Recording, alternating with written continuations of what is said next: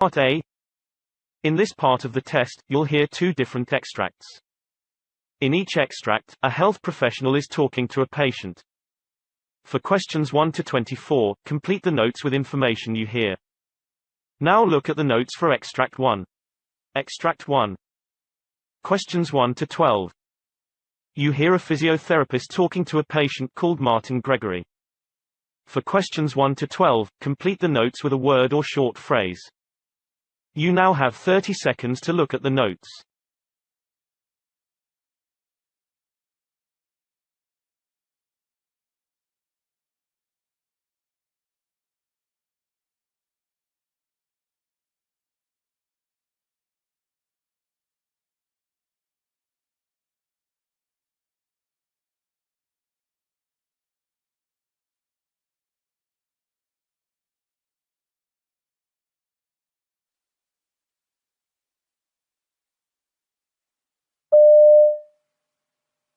Mr. Martin, what brings you here today? Oh well, I had a reverse total shoulder arthroplasty surgery on my right shoulder 6 weeks ago, and I have a sling for the past 4 weeks. I've just been doing what the home health people tell me. I just can't lift anything. I have no shoulder hyperextension, and I just need to rehabilitate from that surgery. So, you said that you can't lift things right now. How about what things does your shoulder keep you from doing that you'd like to do? Well, pretty much anything is difficult. I can't hold anything that's heavier than a coffee cup, and I can't support my own body weight. I can't drive, and I can't really do many outdoor things like go fishing with my grandson and stuff. I also like to play catch with him. But I'm right-handed, and my shoulder hasn't allowed me to do that since I had my surgery. To be honest, I was having a tough time doing that beforehand. Are there any other issues you face due to your shoulder, such as opening doors, or while navigating through your house? Well, as long as I can do with my left shoulder, that's fine. But while doing anything, I just have kept my shoulder right here in the sling for most of the time. So I can't really do anything with that, like putting on a shirt, and things are hard when you have to brush your teeth left-handed. It's kind of weird, as you don't do it often. Yeah, I understand, Mr. Martin. That's hard. Well, I know you've had the surgery. Have you had anything else in your past, like a medical history? 15 years ago I had a rotator cuff repair.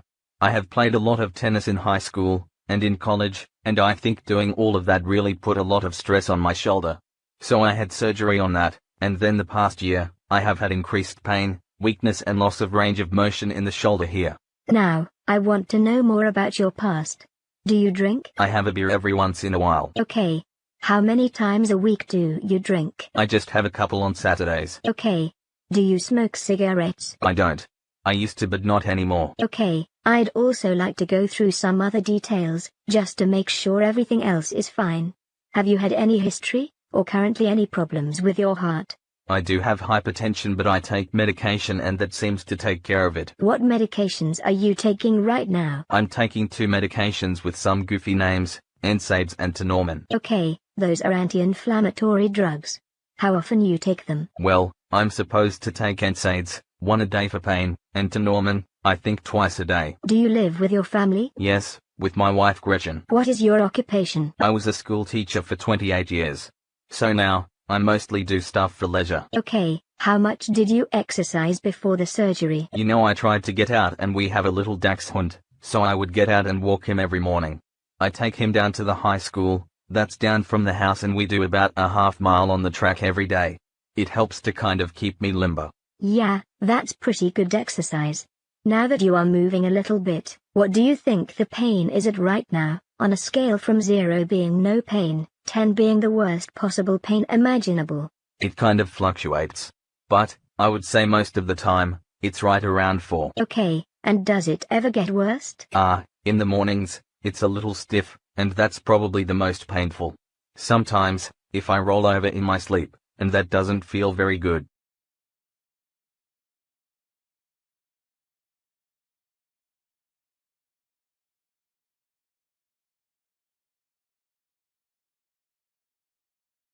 Extract 2. Questions 13 to 24.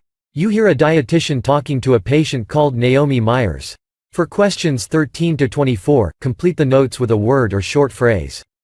You now have 30 seconds to look at the notes.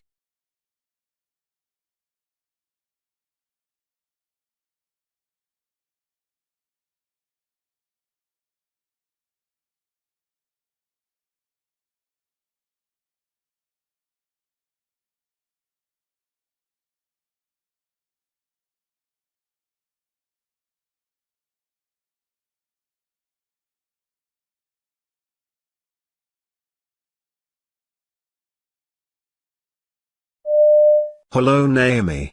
How are you today? I'm doing good. Thank you. How are you? I'm great. Thank you for asking. My name is Aaron Kaminsky. I'm the registered dietitian here, and I understand that you were brought to me after a doctor's appointment that you've had. Is that correct? Yes, it is. All right. Do you mind explaining to me how that appointment got you here today? Yeah, sure. I went to the doctor's last week and we had done some tests and found out that I have very high cholesterol, and so I have an appointment with you today, because I would like to weigh out some of my options as opposed to immediately going on medication. Okay, great. So we'll just get started by asking a few questions. What do you generally do to start off your typical weekday? Well, depending on what day the week it is, I wake up between 6:30 and 7:30 in the morning. First thing I do is take a shower, brush my teeth, make a pot of coffee, get dressed, and usually after that I start my workday. All right, and what do you do for a living? I have 3 jobs.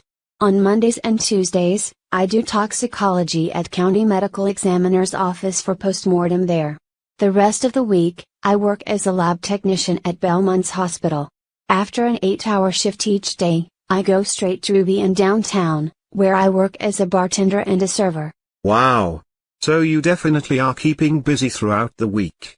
Do you think during all these busy work hours you had time for meals? I do. I don't eat breakfast. It usually doesn't make me feel too well.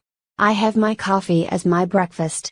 There's a lot of fast food places that I go to in between going to jobs or on my lunch break, like Taco Bell, Burger King. There's also a Subway next to one of my jobs. Usually when I get home from work, especially if I'm at Ruby, I'm always really hungry. So I'll grab some ice cream from Friendly's. Okay, and on a scale of 1 to 10, 10 being the most stressful, do you find yourself stressed working all these hours? I would say, on a scale of 1 to 10, definitely close to a 10, around a 9. Okay. So, you're stressed out, and do you think that has effect on your eating habits? Having ice cream after a long day, definitely makes me feel better at the end of the day. But I don't think the stress has too much influence on my diet. Okay, all right. So, do you live with anyone at home? I am currently living with my boyfriend. All right. Is there any type of exercise going on throughout all these busy days of yours? I used to run on the treadmill before I accumulated all my jobs, but now I don't really find the time. All right.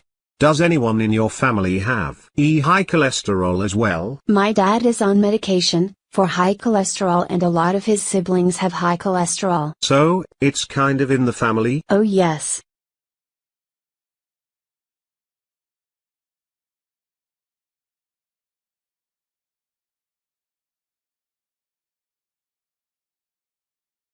That is the end of Part A. Now look at Part B. Part B. In this part of the test, you'll hear 6 different extracts. In each extract, you'll hear people talking in a different healthcare setting. For questions 25 to 30, choose the answer A, B, or C, which fits best according to what you hear. You'll have time to read each question before you listen. Complete your answers as you listen. Now look at question 25. You hear a GP talking about opening and managing his own practice. Now read the question.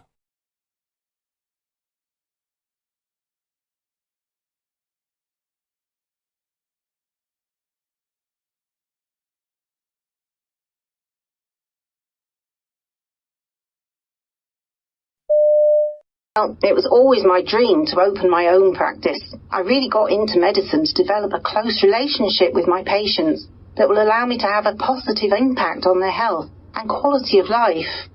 Opening a private practice involves quite a number of challenges, such as hiring staff, setting up the office, and of course attracting clients. All of these challenges definitely kept me up at night. But I quickly learned that the financial running of the practice is the most challenging part. Definitely. It is always a struggle between giving each patient the time necessary to listen to their concerns, but also seeing enough patients to pay the bills. I'm currently looking at bringing on a partner to help share costs. It is important to me to... Question 26. You hear members of a hospital committee discussing a problem in the A&E department. Now read the question.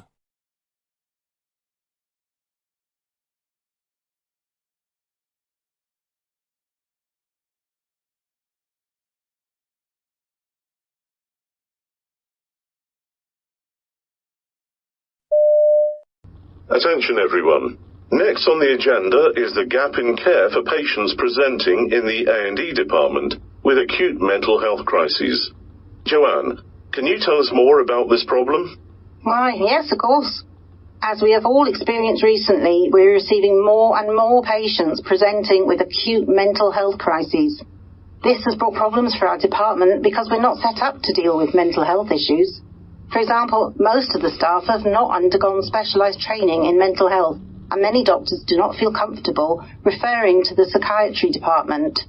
This has resulted in a gap in treatment for these patients, since once we are able to deal with the crisis, they're not directed towards longer-term treatment for their conditions.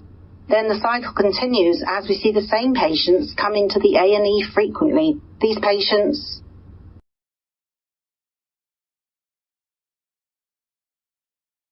Question 27.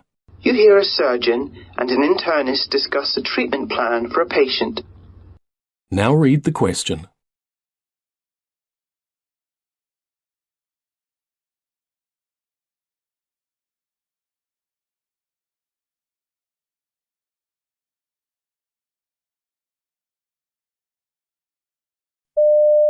As you know, this patient who was involved in a car accident was just admitted with a serious fracture in his femur. He needs to be operated on as soon as possible. Well, yes, I agree that he must be operated as soon as possible. But let's not forget he has a contusion in his stomach. An ultrasound and blood tests have been ordered, and the results should be back in a few minutes. But no matter what the results are, I think we should keep the patient under observation for the next 48 hours to assess further organ damage not picked up in these initial tests. I see your point. However, the fracture may bleed and produce an embolism. I think we should operate if the test results show that there is no internal damage. I think we should go ahead with the operation. Question 28. You hear an intern asking a senior colleague about a patient's treatment plan. Now read the question.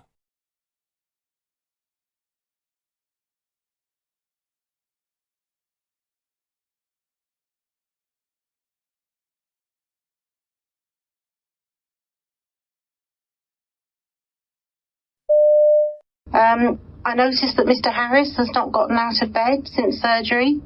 I know that early ambulation is generally recommended after surgery, but... You're quite correct. Walking improves blood flow, which in turn aids in quicker wound healing, as well as a variety of other areas. The nurses have tried to get the patient up and walking, but Mr. Harris is experiencing some problems with his balance. I've told the nurses to have Mr. Harris move his arms in circles and do some other easy exercises to improve circulation until we can get him on his feet, which should be very soon. It is important for him to start walking soon to avoid complications, such as pressure ulcers and urinary incontinence. Oh, I see.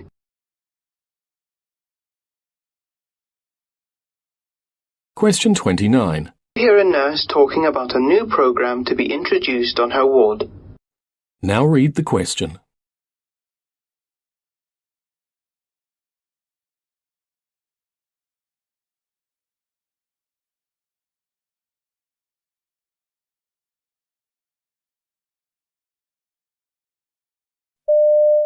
Welcome all. Next on the agenda is a new program we will receive further training on next week. Sarah, would you like to tell us a bit about the program? Yes, of course. As you all know, we often receive patients with a myriad of health problems on our ward, including endocarditis that is part of a result of chronic substance use. Starting next month, we will be integrating peer specialists into our ward to help provide support to patients with substance use disorder. The peer specialists will provide counselling to patients and will also help us to train us to support this population of patients. We all recognise that this will require patience on all sides as we learn to work alongside these new members of our team. Any concerns that you have about the programme in general or a particular peer specialist should be directed to Alicia, who works in the Community Outreach Department. Question 30. You hear a dermatologist talking to a patient. Now read the question.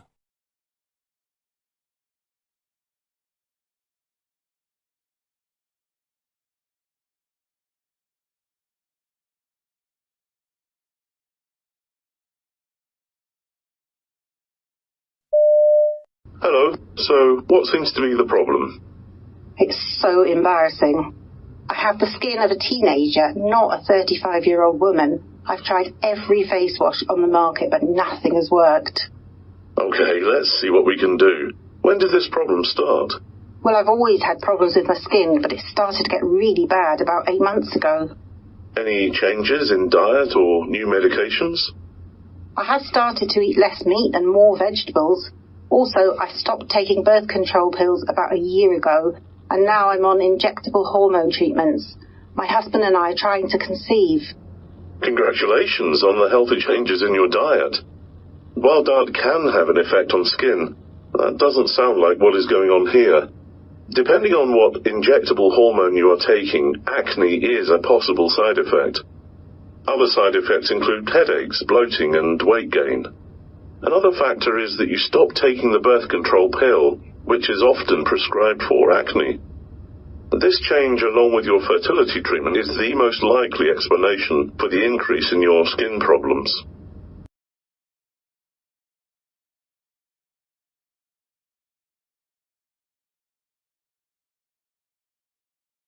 Now look at part C.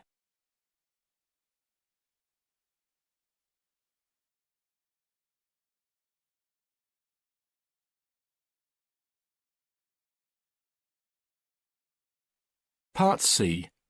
In this part of the test, you'll hear 2 different extracts. In each extract, you'll hear health professionals talking about aspects of their work. For questions 31 to 42, choose the answer A, B, or C, which fits best according to what you hear. Complete your answers as you listen. Now look at Extract 1. Extract 1. Questions 31 to 36. You now have 90 seconds to read questions 31 to 36.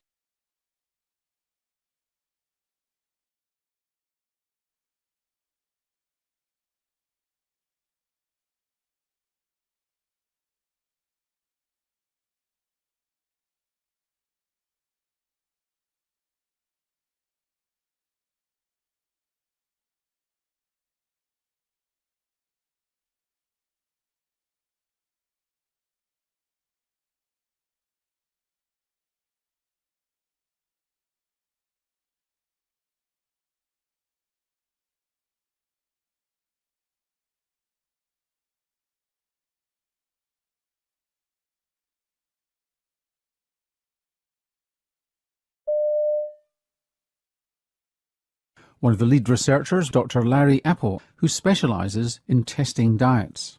Previously, we had done 3 major feeding studies. By feeding studies, I mean studies in which we provide everything that a person eats and drinks for a fairly long period of time. Some of our studies have lasted up to half a year. So our first study was DASH, Dietary Approaches to Stop Hypertension, that identified an overall dietary pattern that was helpful in terms of lowering blood pressure and cardiovascular risk. Then we did a study. Which was a diet low in salt and high in fruit and vegetables. Actually, it tested attributes of diet other than salt. So salt was held constant, but in the diet that was most effective was a diet that was rich in fruits and vegetables, low-fat dairy products, and reduced reduced in saturated fat. Then we did a second study that addressed the issue you brought up, Norman, which was the effects of salt on blood pressure. In that, we did a dose-response study, and the lower the sodium intake, the lower the blood pressure. Then we did a third study where we said, okay, well, those diets, the DASH diet is relatively high in carbohydrate. What if we reduce some of the carbohydrate and replaced it with protein or unsaturated fat, mostly monounsaturated fat that you would get from like olive oil, for example? Looking for the optimal diet to lower blood pressure, because blood pressure is such a powerful risk factor for heart disease and stroke. The diets that were higher in protein and higher in monounsaturated fat had slightly better reduction than the original DASH diet, but not so much that you would say we should change our guidelines. It basically said, if people reduce their saturated fat, they can replace it with carbohydrate, unsaturated fat, or protein, which is a good message, that gives people flexibility. Then our fourth study is the OmniCarb study. That was a study to look at the effects of glycemic index on cardiovascular risk factors. And so the idea was to say, okay, people have been espousing a low glycemic index diet is helpful. Typically, in terms of heart disease, what you see are signals related to LDL cholesterol, blood pressure. And to our surprise, there really were no major effects of the low glycemic index diets on risk factors for cardiovascular disease.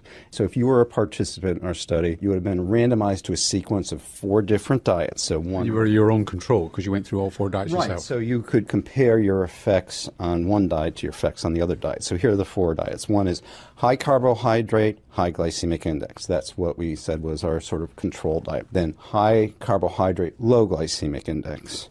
Those are carbohydrates that take a bit more time to get into the bloodstream and you avoid large fluctuations. Then the third diet was low carbohydrate, high glycemic index. And the fourth, and the one that we thought would be the best, would be low carbohydrate, low glycemic index. Okay? So we are really interested in the control versus that one.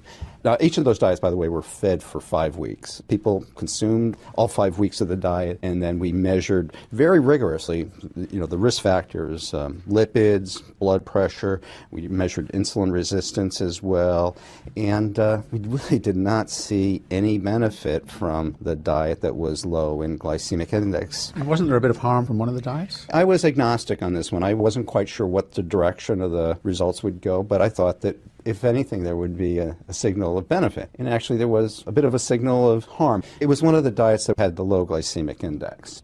LDL cholesterol seemed to go up, which is the form of cholesterol that is considered bad. I think Frank Snacks argues that the categories of food around low glycemic index, it may well be the fibre in them that's the issue, not the... Yeah. See, this is a common issue with studies of diet or food or nutrients, is that nutrients don't come in isolation. They're what they call confounding. Nutrients travel together. So typically, most foods that are high in glycemic index are low in fiber, and foods that are low in glycemic tend to be higher in fiber, sort of like the white rice versus brown rice or whole grain. So that's where we sort of think this is going, is that you can get the benefits that we attributed to low glycemic by focusing more on other aspects of diet. Moving now to obesity, which you've done a lot of research into. You've tried behavioural change, you've tried feeding diets and so on. How would you sum up the state of the art from your research in terms of what you've found? Doing feeding studies, it's one of my favorite forms of research because you get clean answers. Our participants... It's not the real world. It's not the real world, but it tells you what would happen if you consume this diet. What you get with behavioral intervention studies is, well, can you, in the real world, follow a diet? And so individuals have to deal with all of the things that you and I deal with. So have you found in your research behavioural interventions which look promising? I have done a fair amount of work on helping people who are overweight or obese try to control their weight. And you do get some benefit from various behavioural interventions. Such as? What we typically try to get individuals to do is to, first of all, know where their calories come from, so they actually do what they call food records.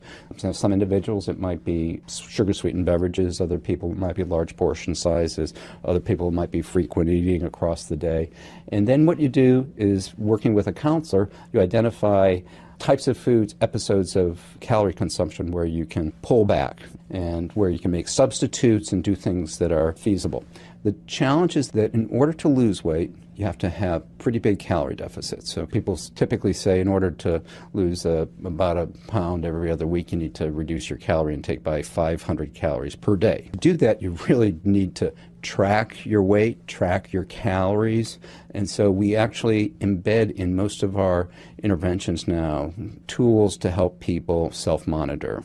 The other thing that we do is we try to have some type of continued intervention, because weight loss interventions are not just something that just sort of you give it and it's over. It really requires some efficient way to sort of continue it with fairly frequent contact, but doing it efficiently. So instead of having a person either meet you or call you, you have some sort of inexpensive approach to sort of keep you engaged over time, which we think is really important. And very quickly, a huge problem in Australia, which is damage to your kidneys, which can affect your health profoundly. Yeah, that's another area of my interest. So I try to look for interventions that are modifiable. And so I've been interested in diet, physical activity. With kidney disease, it's probably a mixture of modifiable as well as genetic. You accumulate this, it's aging, it's it's arterial disease, it's drugs, it's all sorts of things that accumulate kidney damage as you get older and increase your risk of heart attacks and strokes.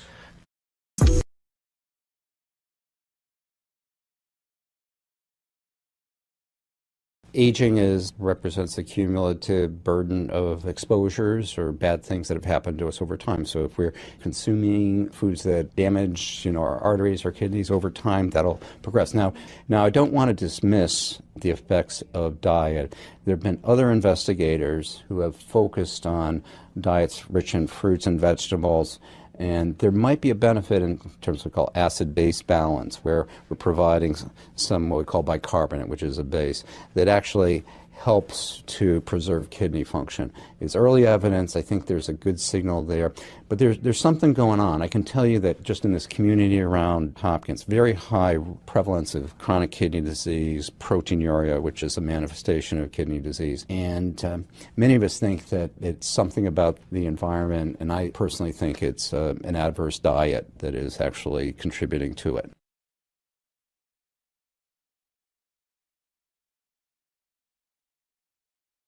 Now look at Extract 2. Extract 2, questions 37 to 42. You now have 90 seconds to read questions 37 to 42.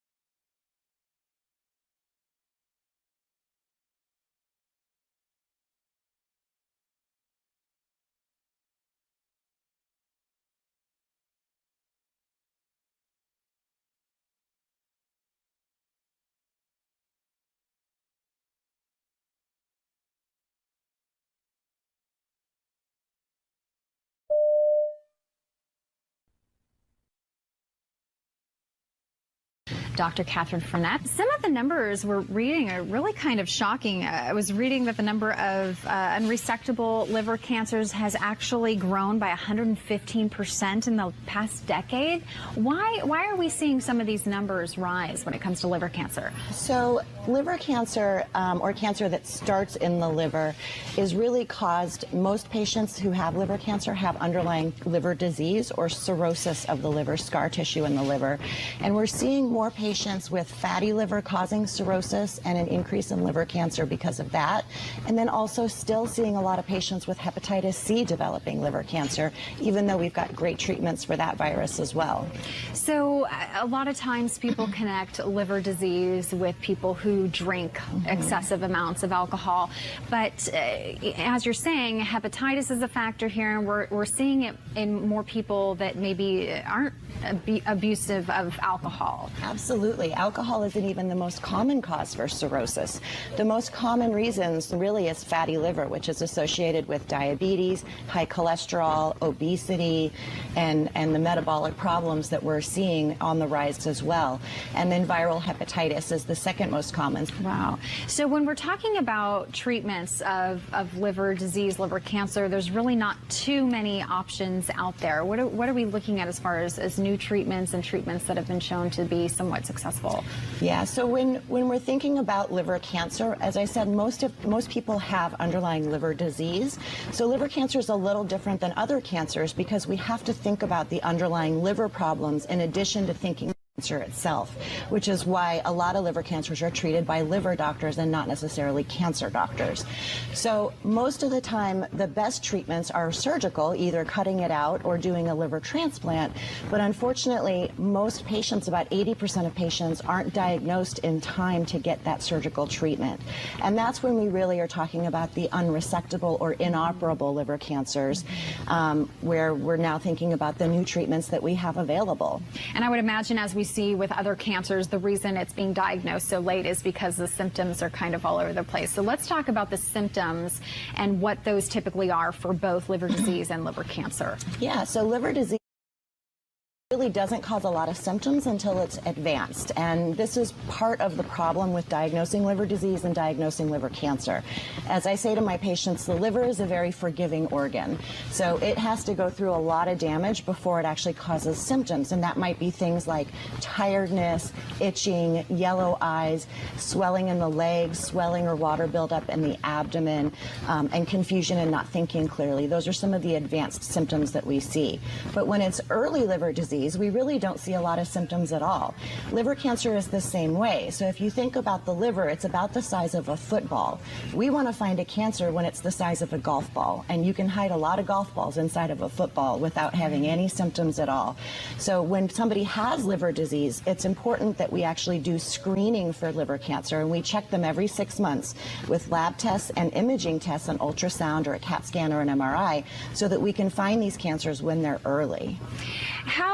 Who's a good candidate for doing screening before there are any symptoms? Maybe you have a history of it in your family. Maybe you know that you haven't been exactly great about your alcohol use or smoking, other risk factors. Can you walk into your doctor and say, hey, for my liver function? Absolutely. So liver function screening is really just a lab test. There's an easy lab panel that we can get, and primary care doctors often do it, but not always, as part of the yearly physical. But if you have risk factors for liver disease, it is important to know what your liver panel looks like and know whether you have liver problems or not. Okay. And are there different ways to diagnose what the problem might be if the liver function test is off? So if somebody has elevated liver function tests, then the next step is we do a whole panel of labs to try to diagnose why they have those liver function problems, because there's a lot of things that can affect the liver. We also see sometimes where people can just have one-time elevations of liver tests and it goes back to normal, and that doesn't mean anything if it's just one-time elevated, unless you also have risk factors. Yeah, so again, that forgiving organ. Yes. And really, liver cancer, even though we've seen these numbers kind of skyrocket, it doesn't seem to get the attention that some of the other cancers do. Why do you think that is? So I think that, liver cancer right now is actually the 5th most common cause of cancer-related deaths, and it's actually one of the few cancer deaths that's actually increasing in incidence and frequency as compared to decreasing. Most cancer deaths are actually going down. Liver problems, as you said, oftentimes are associated with alcohol or drug use or things like that. So there's a lot of social stigma that happens when people who have liver disease, and I think that's part of it, where we're not really seeing that information come through because there is that stigma.